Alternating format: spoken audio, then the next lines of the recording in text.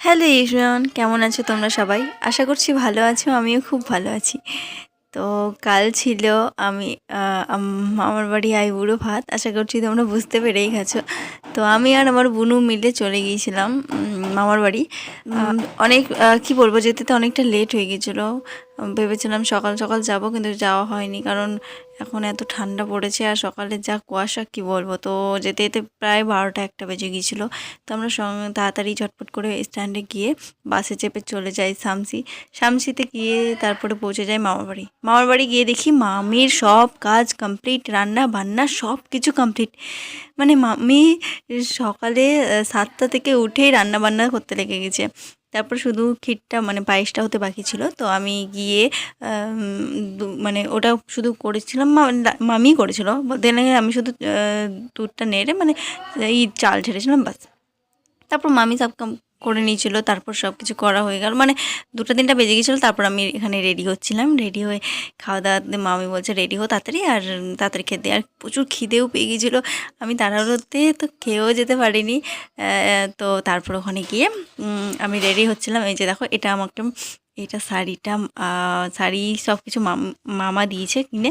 তো কেমন লাগছে অবশ্যই জানিও। তারপর আমি যেখানে রেডি হয়ে গেলাম, তো দেখো।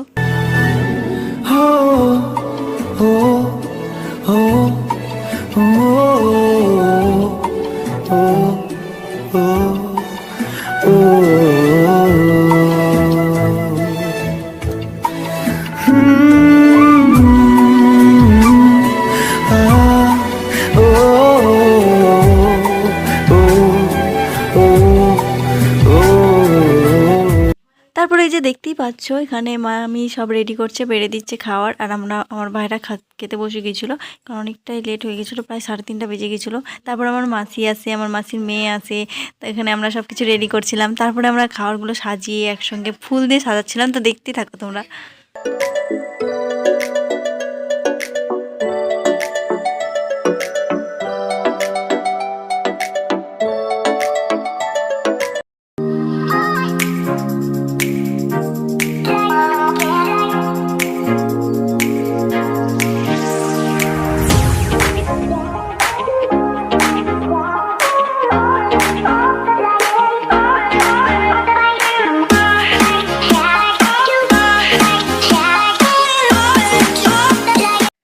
তারপর আমি খেতে শুরু করে দিই। আর কি বলবো, খাবারগুলো সামনে এতগুলো খাবার দেখে আমার তো ভীষণই লোভ লেগে গিয়েছিলো। তো আমি আর সামলাতে পারিনি।